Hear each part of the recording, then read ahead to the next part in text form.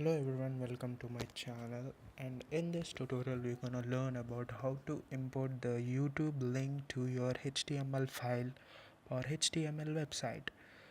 So basically we see many websites or many web pages which are linked up to the YouTube links. So to import the YouTube link to your HTML file or HTML website, you need iframe tag. So you must frame a iframe tag to link up a YouTube link. So basically iframe has many other uses also. So let us see another way to how to import the link of YouTube link. So just open your YouTube video link and then click on share. After clicking on share you can see the embed option there.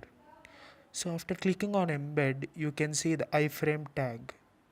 So basically iframe tag is you just copy it and then just paste it on your body of your HTML file inside it. So you can see after pasting it, just save it, and if you open the HTML file or your HTML website, then you can clearly see that YouTube link in your website or on your web page. So okay, I'm opening it. So you can clearly see that YouTube link. So you have all options about sound, even the quality, full screen, everything you